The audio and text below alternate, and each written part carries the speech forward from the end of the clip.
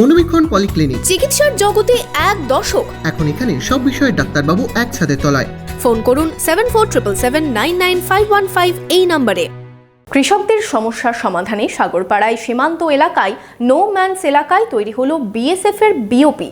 BSF এর BOP 0 পয়েন্টে গেলে অনেকটাই কৃষি কাজে সমস্যার সমাধান হবে আশায় বুক বাঁধছেন সীমান্তের কৃষকেরা। Laptop, desktop, CCTV, printer, AC, HP, Dell, Canon, CP plus, Hikvision ইত্যাদির অথরাইজড ডিলার টেলটা কম্পিউটার, খাগড়া, বহরমপুর। আমাদের এইচপি শোরুম এখন রানীবাগানেও। সাগরপাড়ার সীমান্ত এলাকায় দীর্ঘদিনের সমস্যা মিটতে চলেছে।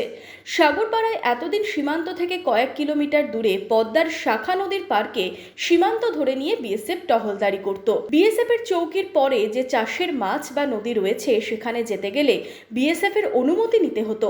তা নিয়েই সময় নষ্ট ও গোলমালও হতো। তবে সূত্রের খবর বিএসএফ সম্প্রতি সীমান্তের সেই নোম্যান্স ল্যান্ডে বিওপি তৈরি করতে চলেছে এবং সেখান থেকেই তারা টহলদারি চালানোর সিদ্ধান্ত নিয়েছে। ইতিমধ্যে সাগরপাড়ার সাহেবনগর পঞ্চায়েতের বামনাবাদ খয়েরতলা চর কাকমারি সীমান্তে বিওপি তৈরির কাজও শুরু হয়েছে। এখানে এসে দেখলাম যে আমাদের ইন্ডিয়ান জমি, যেটা কিনা আমাদের অধিকার, সেই জমিটা পড়ে আছে বাংলাদেশ সাইডে।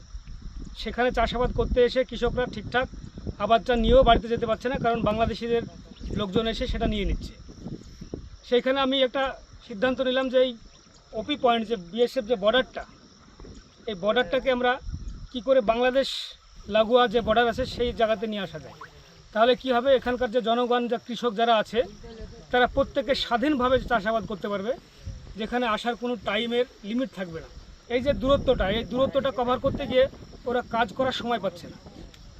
তাই আমি এই জিনিসটা সিদ্ধান্ত নিলাম এবং বর্ডার ডেভেলপমেন্ট কমিটির সঙ্গে যোগাযোগ করে যেখানে যেখানে চিঠি করার করে আমি একটা পারমিশন নিলাম যে ওপি পয়েন্টগুলোকে প্লাস ক্যাম্পটাকে আমরা বর্ডার লাইনে নিয়ে আসবো।